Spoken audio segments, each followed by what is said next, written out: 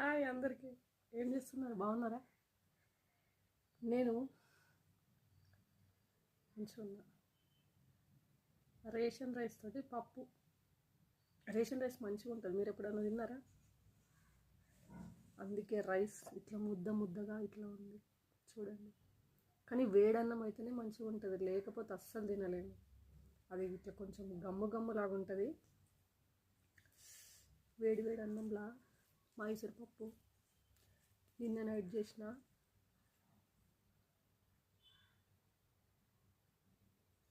అదే తింటున్నా. మా ఆయన నెల్లగొట్టిన డ్యూటీకి నేనే ఇక నెక్స్ట్.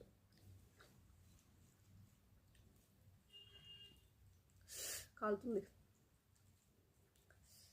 మీలో ఎవరైనా రేషన్ రైస్ తింటారా? ఇంకా అంటే తినేవాళ్ళు ఉన్నారా అని ఉంటే కామెంట్ చేయండి.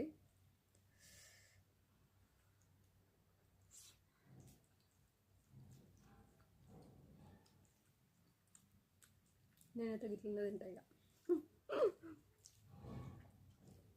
నేను పొద్దున్న టిఫిన్లు చెయ్యా. ఇక మా ఆయన నేను ఇద్దరమే కదా అని ఇక మాకు అలవాటు లేదు టిఫిన్స్. అయితే నైట్ ఏదైనా ఉంటే తింటాము, లేదా ఎప్పుడన్నా చపాతీ పొద్దున నైట్ పప్పు మిగిలితే ఎప్పుడన్నా చపాతీ చేస్తా, పూరి చేస్తా. దోశలు, ఇడ్లీ, వడ ఏది చెయ్య.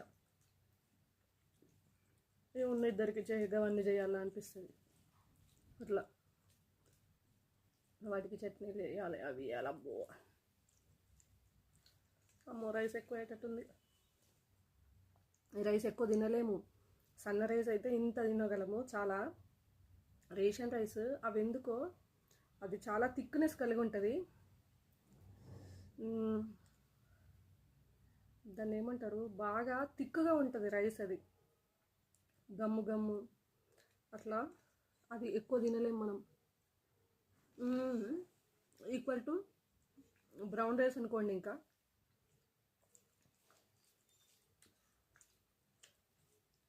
మా ఆయన అయితే రోజుకు 2 పూటలు తింటాడు, ఒక్కొక్కసారి 1 పూట తింటాడు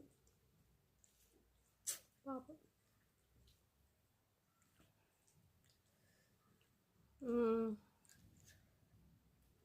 మా తెల్ల రేషన్ కార్డే, పేదోళ్ళమే. పేదోళ్ళమని చెప్పుకోవడానికి చెప్తలేను. రేషన్ రైస్ తింటాం, అదే హెల్త్కి మంచిది. అప్పుడప్పుడు తింటాం వేడి వేడి వండుకొని. మీలో ఎవరైనా రేషన్ రైస్ తినేవాళ్ళు ఉంటే కామెంట్ చేయండి. అది ముచ్చట.